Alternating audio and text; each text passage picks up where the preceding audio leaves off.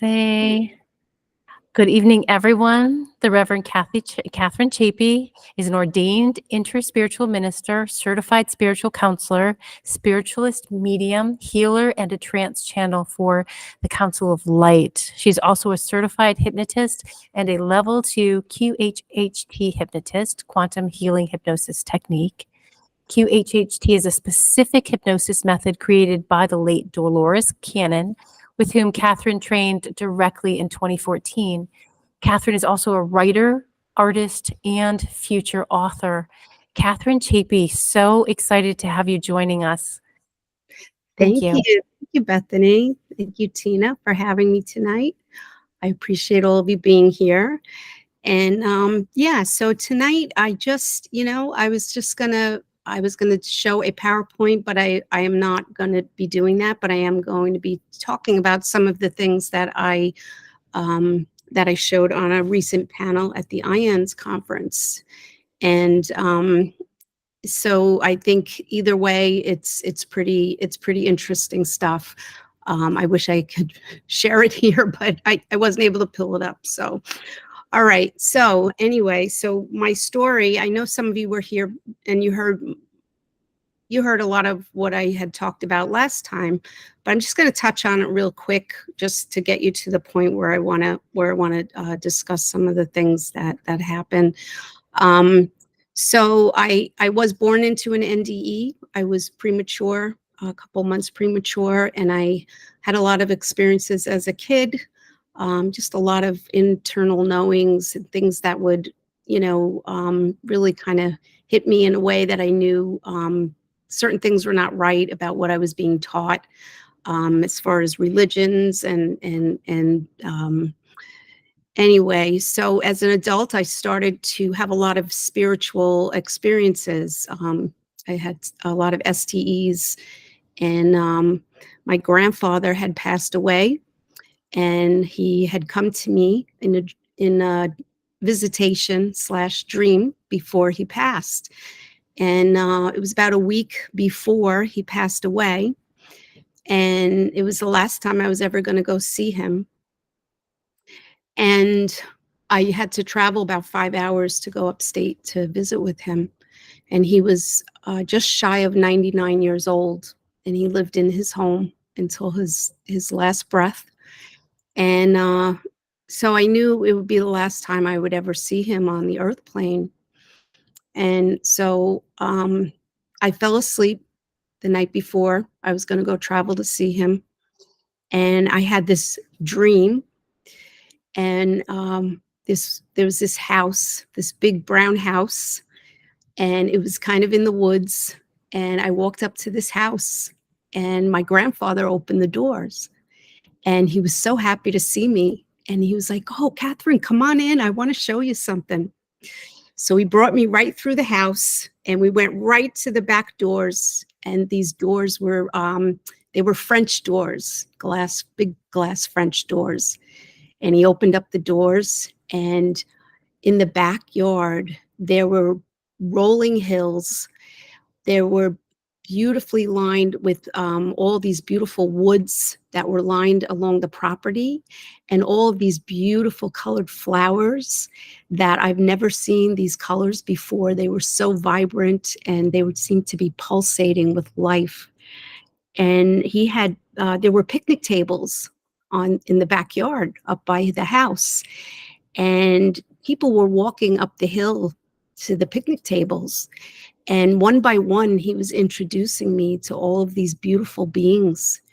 And they were they didn't have faces, they were just light, but they had almost like the shape of a body. And each one he would say, "Oh, Catherine, this is," and I felt like I knew them, but I didn't know them. And they were just beaming all of this love at me, right? And all of this light. And each person he would introduce me to, "Oh, and this is," and I couldn't, I could never remember the name, but I felt so happy, so happy to see them. And then he introduced me to this little girl, and she had blonde ringlets. She was about 5 or 6 years old. And I could see, And he said, "Oh, and this is," and I couldn't remember the name, you know? So I remember it was just such a beautiful place, and he was so happy because he was surrounded by all family and friends. And my grandfather was a very loving, heart-centered person in life. And he was a kind, gentle person, and he loved everybody, and he just took a deep interest in everybody. And everybody that knew him, like the whole town, they knew him. When he would go out, we would take him out to dinner, or, you know, take him out, and they would all be, you know, "Hi, Francis." Everybody loved him. So that's just the kind of person he was. And anyway, so when I woke up the next morning, I was like, "Oh my God, my grandfather came to me and showed me where he's going. Like, that's where he's going when he crosses over." So I went up to see him the next day, and you know, I said, "Grandpa, I had a dream about you last night." And he said, "Really?" And I said, "Yeah." And I don't remember if I told him many of the details, because I don't know that he was too into, you know, this kind of thing. And, you know, I know he had a very strong faith. He was Catholic, and I know he believed in an afterlife, but I didn't really want to say all that to him because I knew it was the last time I was going to see him. So I said it was a beautiful dream. And the last thing he ever said to me was, I remember I was holding his hand, and he had the most soft skin. It was like baby soft, his hands. And he had these long fingers, like piano fingers. And I was just holding his hand and looking at his hands and just realizing this is the last time I'm ever going to hold his hand, you know? And so we were getting ready to leave, and I was saying goodbye to him. And then he you know, I hugged him, and he said, "Hey, Catherine, keep in touch." And you know, that really meant a lot to me, because my grandfather has been really part of my spiritual life, and he's come to me in so many ways. Um, he came to me when I had a spiritual Kundalini awakening, and he was part of the guidance that had come to me when I was meeting my spirit guides, and he was there also. And I started to communicate with him through automatic writing. After he passed, him and my grandmother, they came through very strong. Actually, it almost sounded like I was on the phone with them when I used to call them, you know. And my grandmother would be like, hold on, here's Grandpa," you know, and she would like put him on the line, you know. So it was really fun to keep that connection going with them.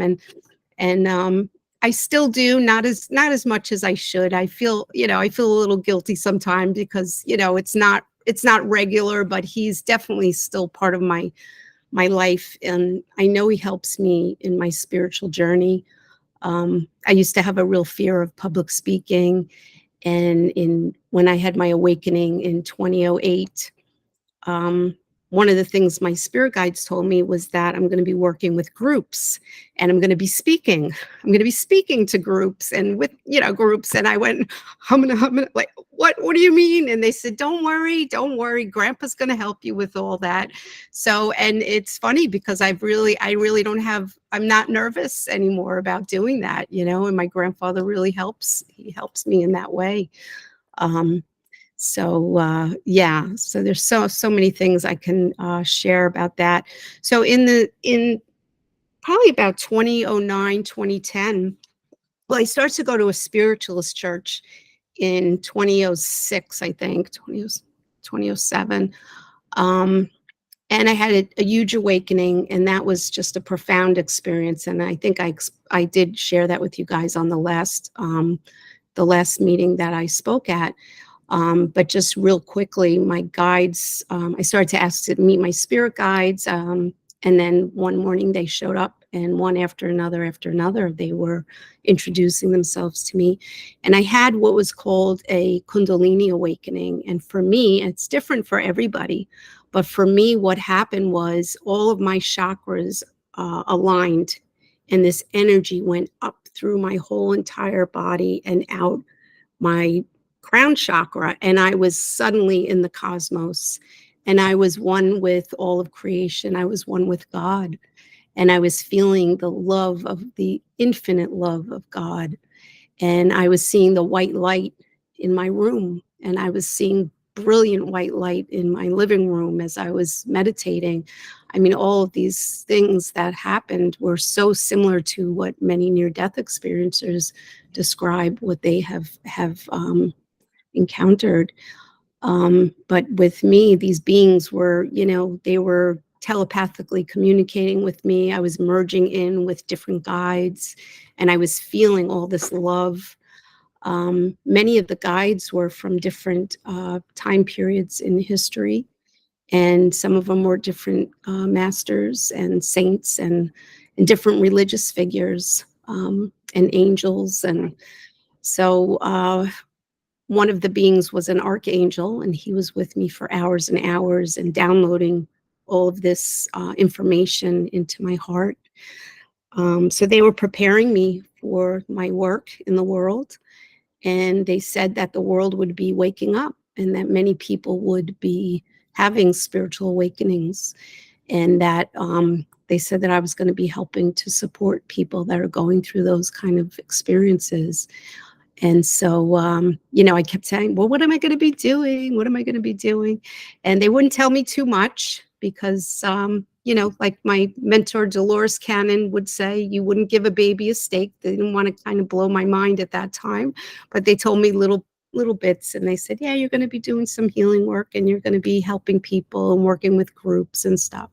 So after that, I went on a whole healing quest, and I really got involved in spiritualism, and I learned, really got into mediumship and bringing through the spirit world for people.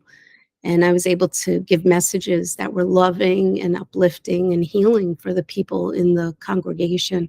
And that was a really wonderful time in my life.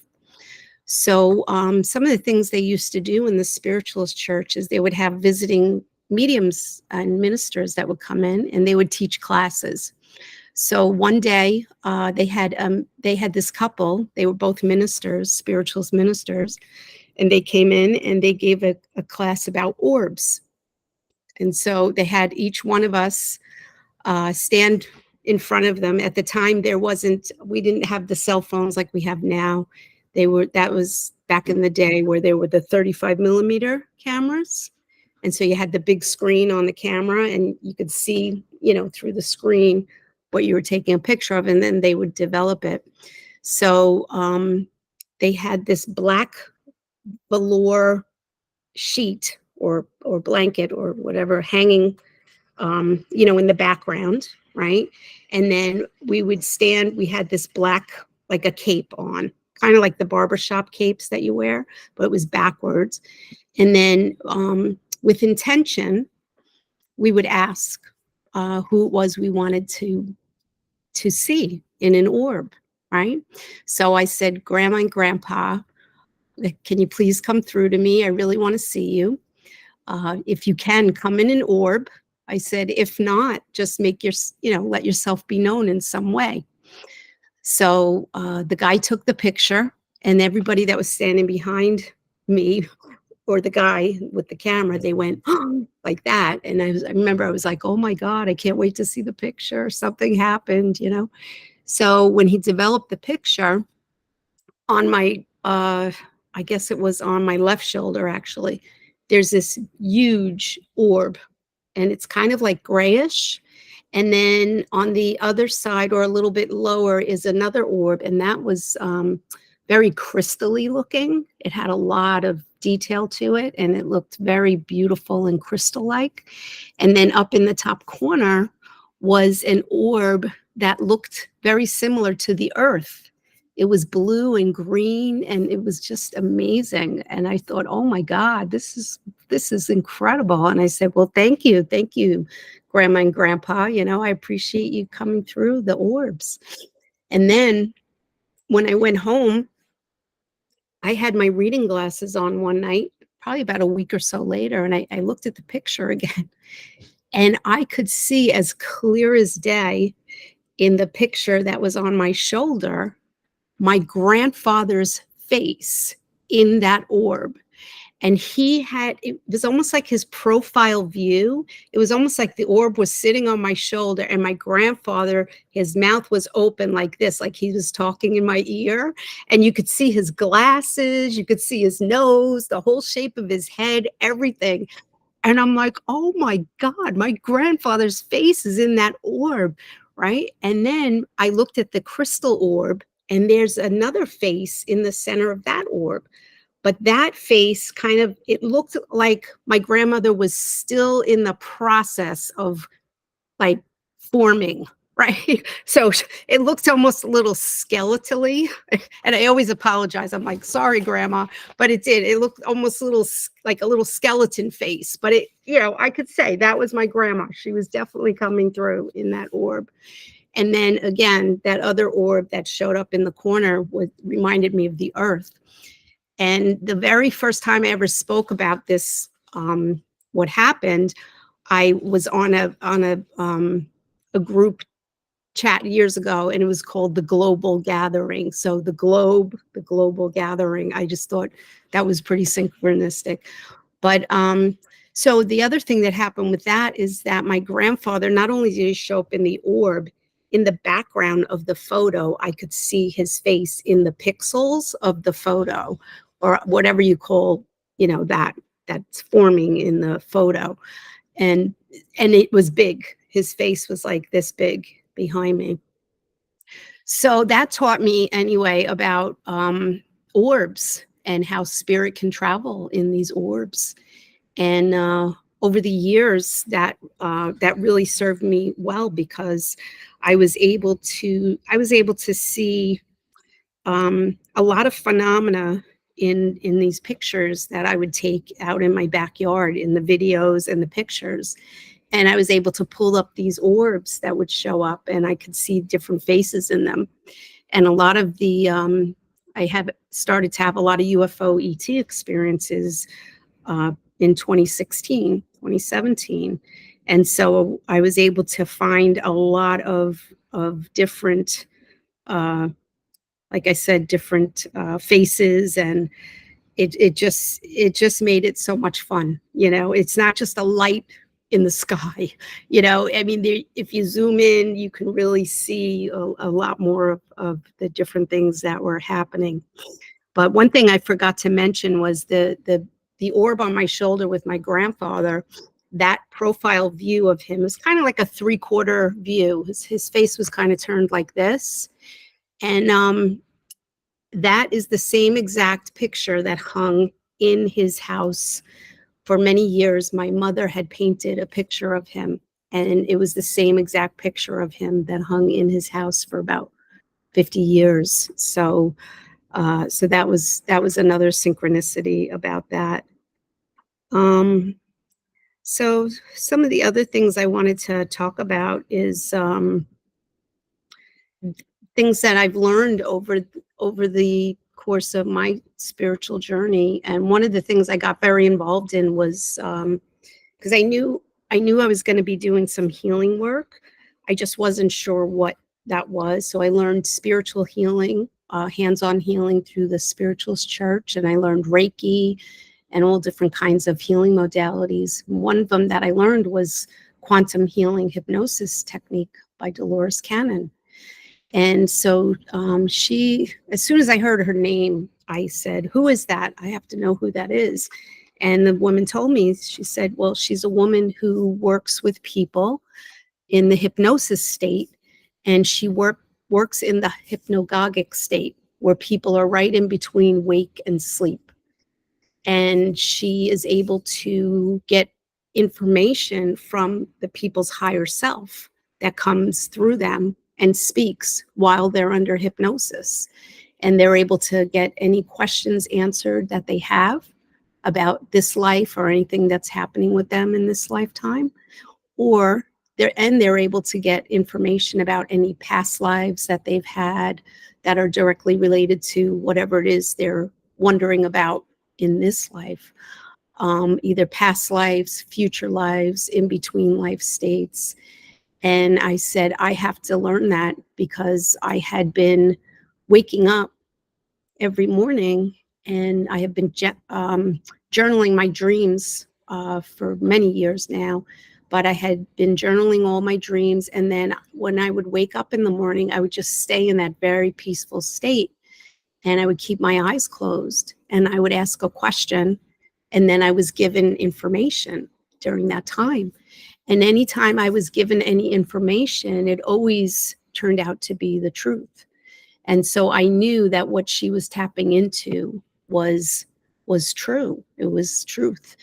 And so she developed this hypnosis technique over many years, and she wrote over 20 books, 25 books. She's deceased now for almost 10 years now, but I was in the second to last class that she ever taught in Arkansas. And I was so happy to be able to train directly by her. And I was able to ask her questions and just kind of pick her brain and just be in her, in her presence. And she was just a down-to-earth, lovely woman. She was very matter of fact, and she loved her students. She loved teaching, and she loved being, hands-on with the students. So that was one of the techniques that I learned, and I really loved doing it. It's, like I said, it's called Quantum Healing Hypnosis Technique. I'm sure a lot of people have heard about it because it's really become more popular now, more recently. But that's a really good way for people to get in touch with their higher self and their higher mind. And what happens is a person will come in and they will bring a list of questions that they have, anything having to do with their life or anything that they're curious about. And they go through a hypnosis process. And then what happens is they'll start to see either past lives or future lives or scenes from this life or in between life scenes. And anything that they're ever shown is always directly related to their intentions for the session. And they also bring in a list of any kind of healing that they want, because there's a healing portion to this too. And so they'll ask for healing, anything mental, emotional, spiritual, or physical. And so after the hypnosis part is over, we ask the questions for the higher self, and their higher self is answering the questions that they had brought in. And you could actually see a shift in the person from when their personality, from when they came in and we were talking and I'm getting to know them, to when they're under hypnosis and I call in the higher self and ask it if I can ask questions. There's a shift that happens, and the people there's like a higher wisdom that comes through them. And it's really amazing to see. And then after that, there's a healing that happens, an energetic healing, and the higher self is actually doing a healing on them.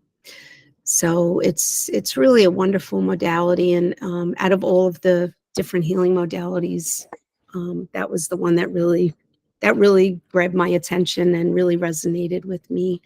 So yeah, so that was part of my journey, and I just loved doing that. Some of the other things that I found really helpful for connecting in with the higher self and the higher mind, besides keeping your eyes closed in the morning and just tapping into that really beautiful state and connecting in with God during that time, is the the writing and keeping track of synchronicities and keeping track of different just different things that happen that have a spiritual component to it, or dream journals. And yeah, so those are some of the things that have really been helpful for me. So yeah, I'm curious if anybody has any questions or if anybody wants to comment or anything before I go on.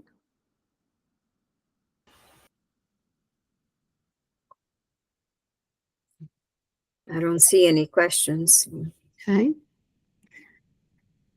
All right. All right. So Just want to see if there's anything I can share from my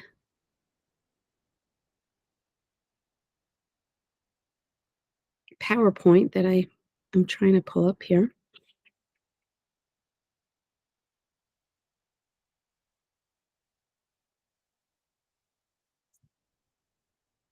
So one of the other things that happened, sorry, I'm just bringing this.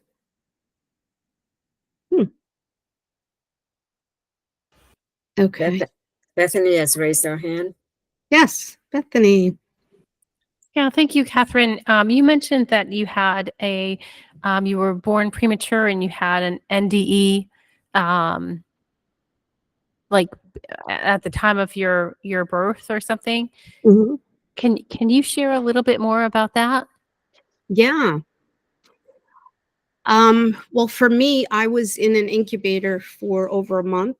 I was almost 2 months premature, and they would not let the parents hold the preemies back then. That was in the 60s. Yeah. So they thought it would do damage if the babies were held. Imagine that, right?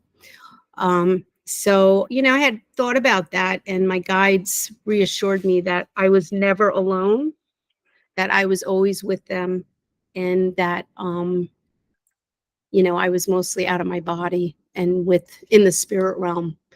And so, yeah, that gives me a lot of comfort to know that, because I think about that. And, I had a lot of experiences as a kid where I almost died. And I should have died. And I'm like, how did I even survive that? Really high fevers and, overdosing on a whole bottle of baby aspirin as a baby. And my brother fed them to me. He was 2, I was 1. Can't really hold it against him. uh, just different things. Like when I was a kid also, we used to play these breathing games, well, we only did it one time, but where you breathe it, and please don't do this at home. Please do not try this, anybody. But we would breathe really heavy, and then the kid would come up behind and do like a Heimlich maneuver kind of thing, like in and up, and then the kid would pass out. Well, I passed out and I went into a whole other realm, and it was like I was in the spirit realm, and talking to all different beings and guides and people. And I came back, I thought I was gone for like an hour, and they said I passed out for about 15 seconds. So yeah, that was one of my other things. Yeah, so I had a lot of experiences like that as a kid, just things where, I look back and I'm like, how did I even survive that? But that was how I started out in my life. And I think, I've always been very connected to the spirit world. I've always known that it's true, that, we are spirit and we go on. I had no doubt of that at all. And so I think it's just because of my early understanding of those things. So, yeah. I wonder how your family responded to if other people in your family were also sensitive or had that kind of awakened sense. How your parents handled that, and if you had siblings in addition to your brother, how they handled that. Mhm. Yeah, I'm not really, looking back, I think that I was probably the more sensitive there were 4 kids, and I think I was probably more sensitive and open to these kind of experiences. But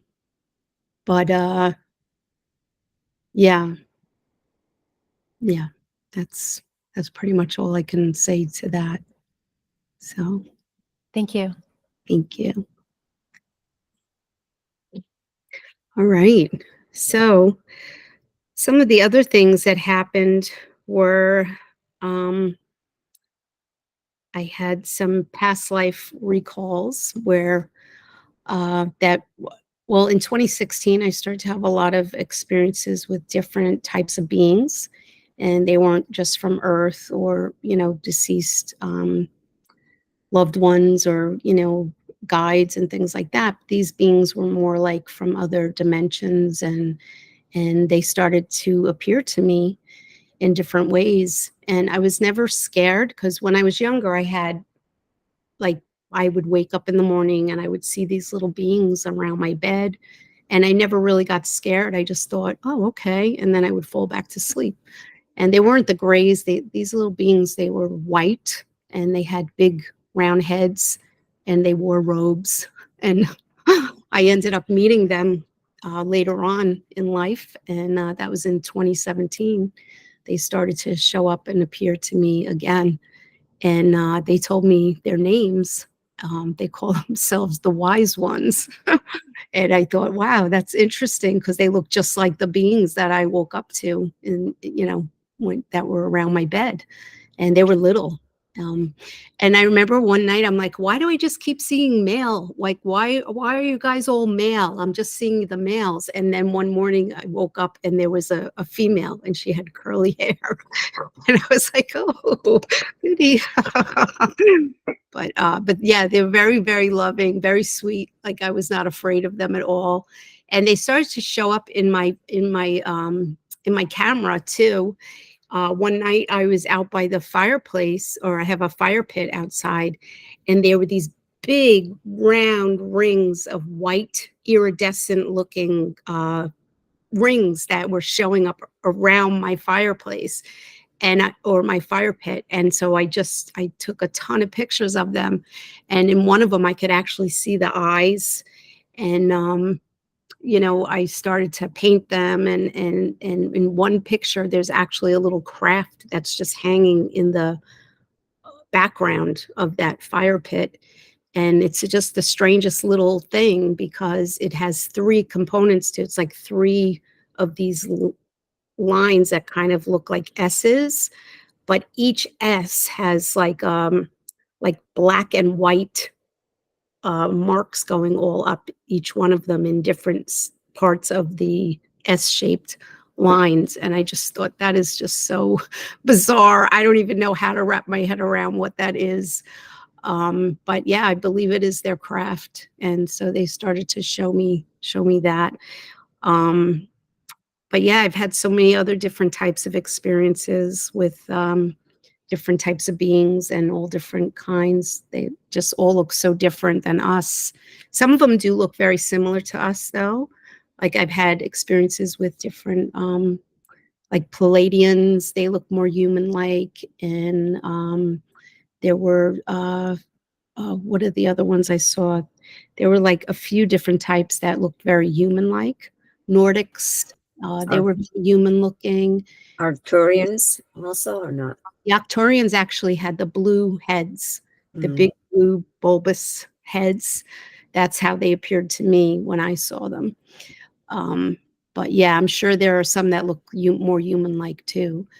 So, but yeah, and then I had a lot of experiences with different types of feline beings and lion beings that are part of my lineage, and part of my higher self team. And I know that because I had an experience where my guides were showing me my pre-life planning before I came here, and it was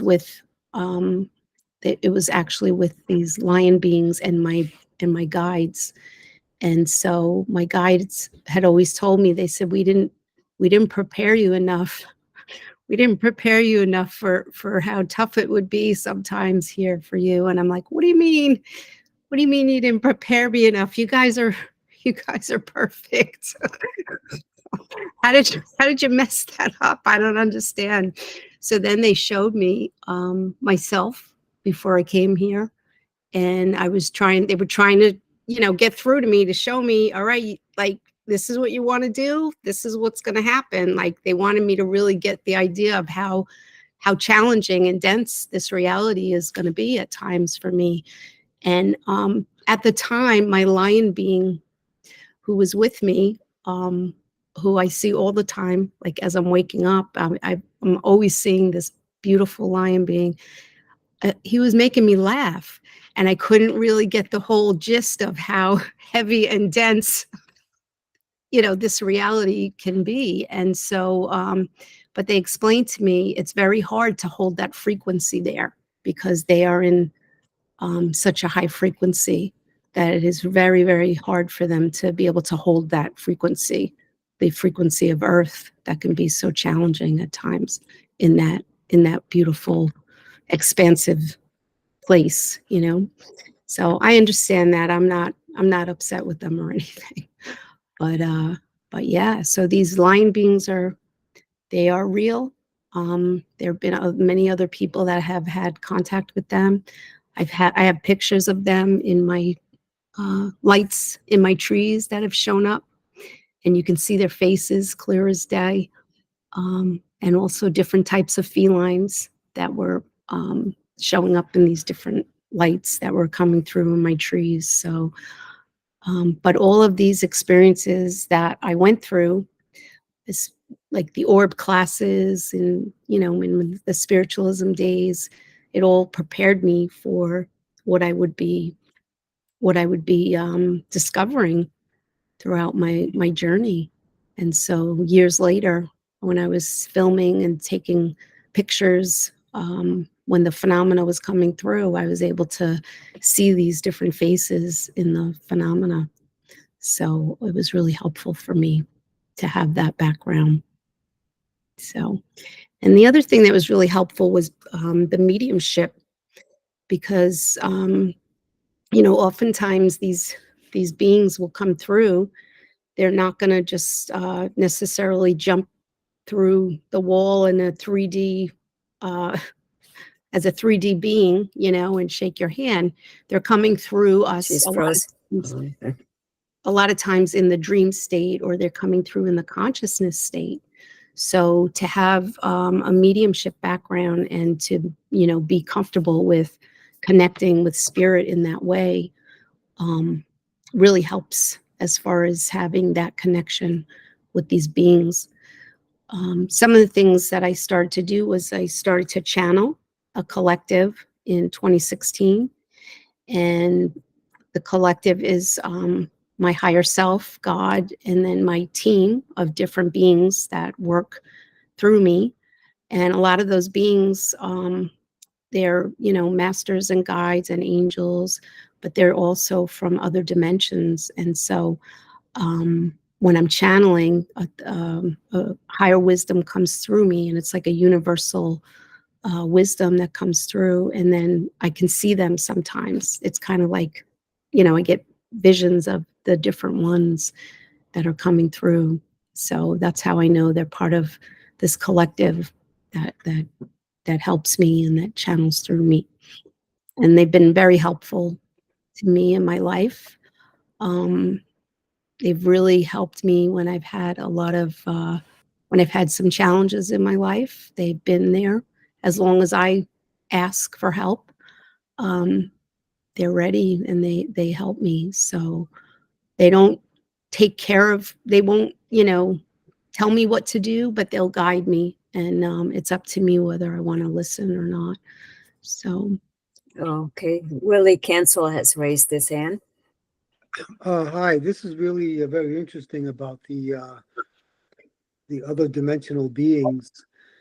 And I was wondering, did you get any kind of indication that they wanted to integrate with us in our dimension, to live with us, for example, on a daily basis? So like you don't have to have any kind of a special ability to see them. They would just be part of our life here.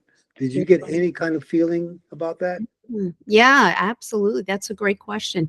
So I think eventually what's going to happen, it's Willie, right? Willie? Yeah. Yeah. What I've been shown, and what I know it to be true, is that they are so happy.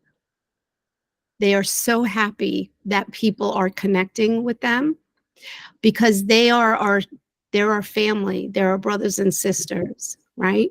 They're our lineage. So many of us have come from many different planets or many different dimensions, and we all have different lineage, okay? Some of us have more, like many different types of beings. Like I know I am part of many different types of beings, and some have less, but that's because of the individual choices that our souls all made.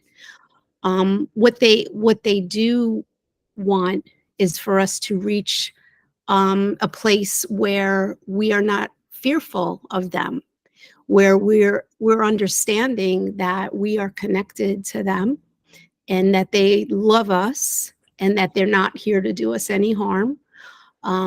They want humanity to awaken, and they're here for the awakening, and they're here to help assist with the awakening. They're not going to do it for us, right? But they're waiting for us to be open to our own awakening, to our own inner life and our own inner light. And they're part of that. And so yeah, and we all have these abilities, and they're not special. They're really what we are all. We are all part of the one, the all, and every single one of us is born with these abilities. It's just that they've been squashed out of us at a very early age, out of fear and programming from religions and all different, on and on and on. But yeah, there will come a time where this will be common knowledge amongst people.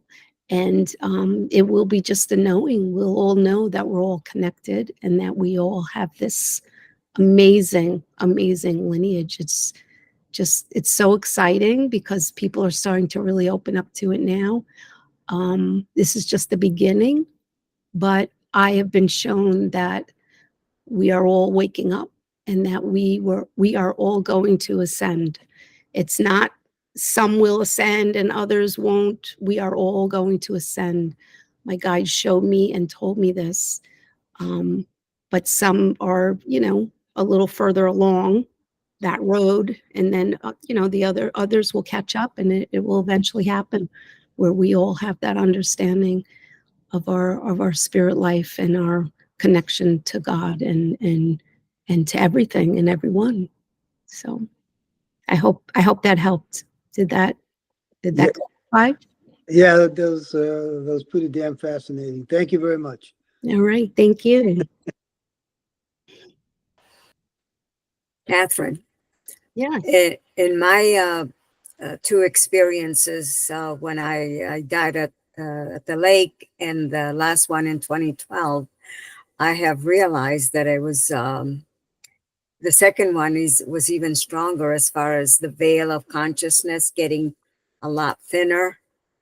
Mm-hmm. So I believe that it's a chosen experience just to be able to get to that point. It's just very frustrating for me that when I hear people talk, it's not what they're feeling or thinking, and it's hard for me to deal with that at times. Mm-hmm. So what do you mean? Like, can you be more specific about what you mean? What comes out of their mouth is not the truth. Oh, okay. Yeah. Well, I mean, I think that's part of when we become more spiritually open, our discernment becomes very, very fine-tuned. And so we can pick up on the slightest little eon, like just like the littlest thing, we can pick that up. And maybe most people might not be able to pick up on that. But I think that comes with being open and having a spiritual life. Discernment is huge. It's kind of work. So, yeah. But it's good that you can tell. Yeah, and sometimes it's very frustrating. Yeah. It's hard to have a conversation with someone that you speak the truth, and they call it negative energy. Well, yeah, probably because they're living in fear, and they're programmed to believe that anything that is outside of that box is negative, right? And demonic, right? So there's a lot of judgment that comes with those kind of folks. But they'll have their day, and they'll have their time when they will understand. that there's more to the box than what they there's more to what they think is true. And that'll be great, but right now, and all we can do is we just can plant seeds, because one day they may be open to what it is that you shared with them. They may not be ready for it now, but maybe one day they'll need that, and they'll be thanking you for sharing that with them, because then they'll be ready for their own awakening. So yeah, it's hard. It's hard to live in a world where, you feel like you're being judged by others. And it happens all the time with people and families. And yeah, it's heartbreaking. It can be heartbreaking, but they're just not ready yet. That's all it is. Yeah. That's why it's important to be with groups that understand each other. That's right. That's right. Yeah. And that's why I love these groups. That's why I have 3 of my own groups that I run. Is it all right if I talk about that a little bit? Well, Rebecca has raised her hand. Go ahead, Rebecca. Go ahead, Rebecca. Hi. I was able to identify, and I thank you for sharing with a lot of what you said. And I just thought, as far as the, that state of being, the beings of light, the human-looking beings, I've had that my whole life, and since my near-death experience, and then it's just gotten stronger and stronger. But I just wanted to share with the group that my best friend from high school, she didn't believe in anything, and my son. So here's these 1, 2, 3 people in my life that are amazing human beings. 2 are my children, totally terrified of seeing the green meadow and channeling their grandmother at 3 years old, and they don't remember, and they're terrified. When you said it's fear, it is fear. They're afraid, because if you sit here long enough and you don't know yet what infinity is, and you think, what, like, I'm gonna live forever and ever and ever and ever, and it never ends, and there's other worlds. So I just wanted to share that my children go through that, and they're slowly, one of them is slowly coming around, and not by me pushing it on them, but just by, they remember me, they remember my life, they remember witnessing it. Mm-hmm. And my daughter has something where, very similar, and she can't, she was terrified. We couldn't talk about it at all because she would have a panic attack. But she's doing okay from what I heard. But recently, my best friend from high school, who had no faith in anything, her mom had passed just over a year ago.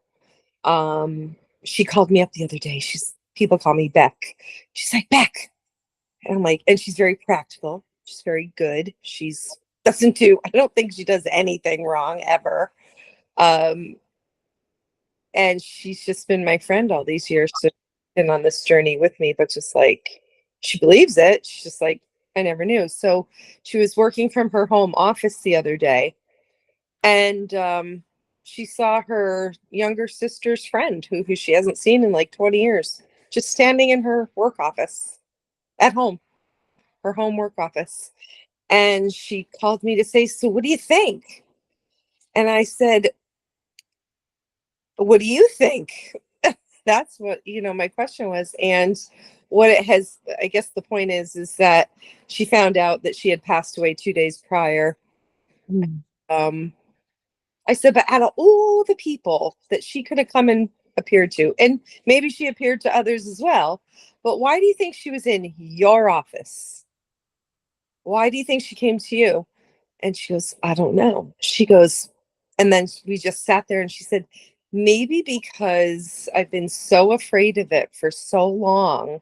And I was afraid that if I ever saw anything like what you see, that it would freak me out. And I go, and she goes, I wasn't afraid at all. She goes, no fear. And she was as clear as if someone was just standing there. And that was it. And I said, And I said, anything else? And she goes, and now I'm wondering if maybe this is all happening because my mom passed. And yeah, so I think all of our experiences, although they're different, they're very common. Not common, but similar. There's a lot of similarities. And I think the reason is, yes, the veil is thinner. It's getting thinner, like for her example. But it's also to just be who we are, share who we are, so that they're not so afraid. I don't know, to pass on the message that you just don't have to be so afraid. Like, you're actually making yourself more fearful if you hold it in, rather than relax, surrender to it, and just be like, I'm gonna be okay, no matter what. And yeah, so that's what I heard. But thank you. Yeah. Oh, thank you. Yeah, I love that. I love that story. And yeah, I mean, the spirit, I remember when a friend of mine, her partner died. And prior to that, he died of cancer. And prior to that, he had told me a story that he had cancer when he was a kid, a teenager. And he said that he was healed by the light in a church. And he had what's the name of that cancer? It's really progressive, where it goes into the lymph nodes. Lymphoma. Is it called lymphoma? Leukemia? Yeah, there was some kind of form of lymphoma or leukemia or something like that. Anyway, it went all in his lymph nodes. And a light just beamed down on him as he was praying, and he was healed. And then he ended up getting cancer in his 50s, and he didn't want to go through chemo. And he was fine with that. He knew he was going to die, and he was fine with it because he knew that he was going to pass on and go to a beautiful place. But I remember how his story, at first, when I heard him say it, I was like, what? A light healed you? What do you mean? And then he was really instrumental in my own awakening and just being curious about all this stuff, and his passing too really helped me to shift into, wanting to learn more. So I think they also understand when they're choosing, because, what I understand is that we choose how we're going to pass and how it's going to affect people. And so his choosing to go when he did, I think, and then me, opening up to my spiritual life and everything else, I think there's a higher plan or higher, a bigger picture, right?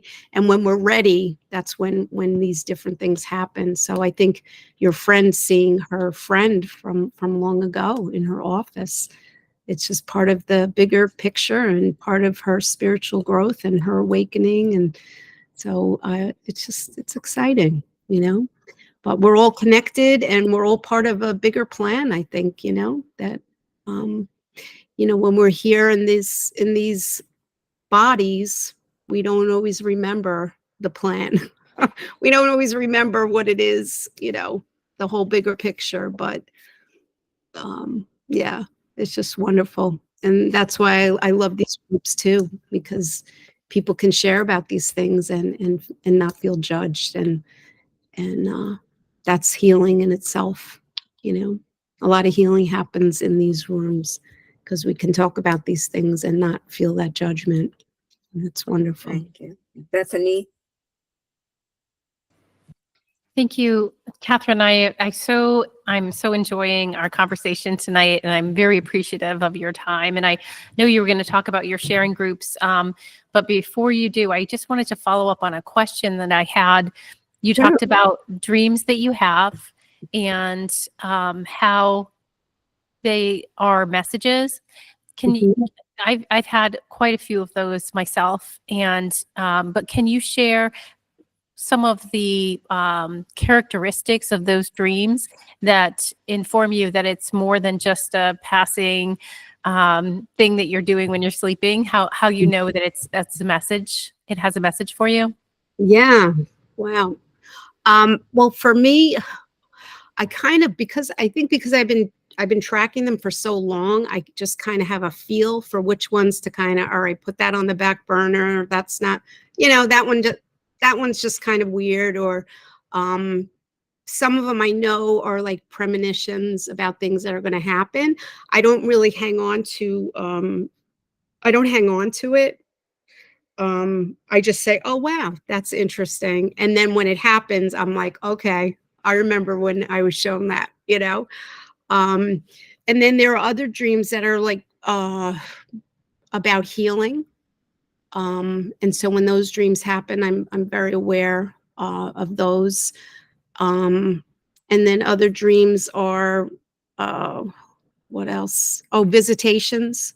So, like my grandfather coming to me in the dream state, and that those are so vivid and real that there's no way, like you remember every detail 20 years later. And so, and then the beings that I've met, a lot of them in the dream state, and then wake up and then they're in the 3D reality too. So yeah, there's a lot of crossover with dreams.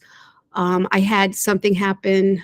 Let's see, I was reading through my dream journal, and I saw in my dream journal from years ago, probably like 10 years ago, I said, I had a dream about these twins, a boy and a girl, that lived next door to me.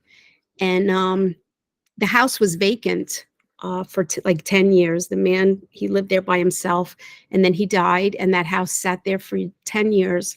And this couple bought the house about 5 years ago. And 2 years ago, they had two babies, a boy and a girl. And so I was like, oh my God, I had a dream about them.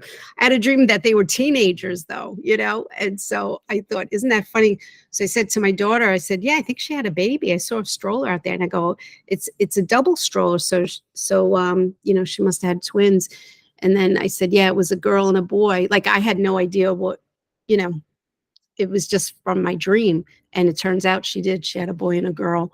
And they're going to be two now. So so it's pretty interesting. I've seen all my grandchildren before they were born. They came to me and like showed me. I always know the next one that's coming and what it's going to be. I know my daughter's going to have a little boy. She doesn't like when I say it, but she is. She's going to have this little boy with dark hair, and he's really cute, and he's going to have a lot of abilities, and so that's going to be fun.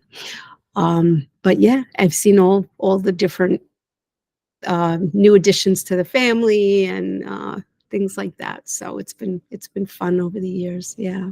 Thank you. Thank you so you. much. Glenn is next. Glenn Stouffer. Hi, Catherine. I just want to say thanks for your talk. It was very inspiring. Lovely to hear about all these things. And Awesome. Thank you. I just wanted to speak up because it seems like you have a very, very calming sort of healing energy about you. It's wonderful to be here tonight. So thank you very much. Thank you, Glenn. So glad you're here with us tonight. Yeah. Yeah. So really nice to be with all of you. And Do we have questions or comments? Oh, who is it? Who was that? Rebecca? All right, go ahead. I was just identifying. I've seen my daughter's daughter that's going to come. I have every member of my family that has passed away, even ones that I haven't met, in this time on earth. I met them while I was asleep, and they gave me information to help me get to where I needed to go. And I just keep thinking about the most recent one where I just traveled through time. It was insane. So I just have all these journals, and I just am, I really just don't have any fear, but yeah, seeing the family coming, and I just can't wait. I just can't wait. It's exciting. Yeah. And it's like, you can't tell anybody really, because They get mad. anyway, I was just identifying. Yeah. Oh, that's nice. That's great. Yeah, it's exciting. I love when they come visit me like that. It's just a joy, Yeah. And I even had where recently, and I know this is going to sound crazy, but what the heck? I have these two little dogs that I adopted a year ago this summer. They're little Chihuahua boys. And, I didn't know I was going to adopt them. My pets from the afterlife set this up for me to walk into a shelter thinking I was going to look at a bunny. And lo and behold, after the bunny wasn't there, but they asked me to fill out an application anyway. I fill out the application. I turn around, and this lady walks in with these two little tiny Chihuahua brothers, one in each arm. And I just stood there, and I'm like, oh my God, are these my dogs? Are these my dogs? She was ready to, give them to the shelter. But anyway, I ended up getting them a week later, and so now they're my little babies. I named them Gizmo and Grogu, like the little alien guys, and they look like them too. They definitely look like Gizmo and Grogu. But there's the reason I got them is because I had two Bijans, and they lived to be 15 and 16 years old, and I wasn't ready to let them go. I had been through some major life changes, and I'm like, I don't know if I can take anymore in this year, So I asked my boy, I'm like, please, if you can stick around, longer for me, because he had a lung tumor that was like the third the size of his lung. And I said, if you can, as long as you're not in pain, can you just stay here as long as you can? Because I'm not ready for you to leave me yet. And he listened to me, and everybody was praying for him in the different sharing groups and stuff. And he ended up living 18 months longer, even though the vet actually thought he only had 2 weeks to live, the size of that tumor. And he had a good quality of life too. I just kept him on prednisone the whole time. But yeah, and then my little girl died. He was 15, and then she was 16. They died within like 6 or 8 months of each other. So every morning I was waking up seeing this German Shepherd in my mind's eye. And I'm like, why am I seeing this German Shepherd? And then I realized this was a German Shepherd who had, when I was about 7 years old, I was walking down the street to religion class, and he got out of his yard and he came and jumped on me and knocked me over on the street, and I was all bloody and everything. He didn't bite me or anything, but still he scared the hell out of me. And I remember running home crying. And so I believe he was over there with my Bijans and my cat, and they were setting this up for me to walk into that shelter at the right time and get these two little babies. So anyway, so yeah. So one morning I was waking up, and I let them sleep with me now in my bed because they're spoiled, but it's okay. And so they have their little area, and I wake up and I open my eyes, and I'm like, oh, my little boys are here, and I pet them, and then I close my eyes. And then as soon as I close my eyes, I see each one of them, and they're not dogs anymore. They're little lions. And I'm like, oh my God, they're part of the lion like they have that lineage, and now they're here with me. And so now I know why they were meant to be mine. And yeah, so we have history, I guess. Which I know that sounds crazy, but I know I know what I'm speaking. I know I can say it with a straight face, even though I know it sounds crazy. But yeah, so that was fun to see. They were just giving me that little glimpse, and I was really surprised. I'm still really surprised when I think about that. That happened about a month ago, and I'm just tickled that they showed me that. Yeah. Yeah, no accident. Yeah. My little lion chihuahuas. Tina, I'm going to pause. I'm going to stop the recording now. So that, okay. Before you do that, can I tell them about my groups on the recording? Absolutely. Yeah, go ahead. All right. So if anybody would like to be part of the groups, I would love to have you. It is on the first, second, and fourth Tuesday of the month. I have a group called Safe Space Sharing Group. And it's very similar to this, you know, where we talk about our experiences, spiritual experiences. And then that's on the first Tuesday. On the second Tuesday of the month, we have UFO ET experiencers, and I have a speaker that comes in, and then we have questions and answers, and you're able to ask directly to the speaker. And then on the fourth Tuesday of the month is spiritual experiencers. And that one is same format where we have a speaker and questions and answers. And I also facilitate for IANDS. They have a UFO ET NDE group on the first Wednesdays of the month. And anybody and everybody is welcome to that. And yeah, and I'm also involved with Spiritual Awakenings International, a facilitator for them. They have sharing groups on the first Saturdays of the month. So, wow, you're busy for sure. Well, thank you, Catherine. We appreciate you. Wanted to put that out there for anybody in case, you know, people are looking for these kind of groups. And we're always welcome to have you guys, and always love to have you guys come and Now, share. are these groups posted in IANDS or just through your website? Well, the groups that I run are not posted on IANDS. Well, you can probably, if you find me on IANDS through their facilitator pages, you can find the links through there. But you can find me at Catherine Chapey, COL @gmail.com, or UFO ET experiencers @gmail.com. I also have a bit.ly site, website and stuff like that. So Very good. Thank you very much. all right, thank you. All right. So, Bethany?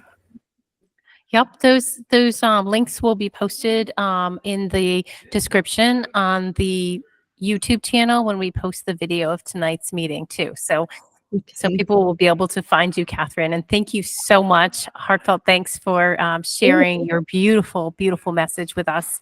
I'm going to pause recording, but people are still welcome to stay and finish the conversation. Okay. Thank you. Thank you, everybody. Thank you.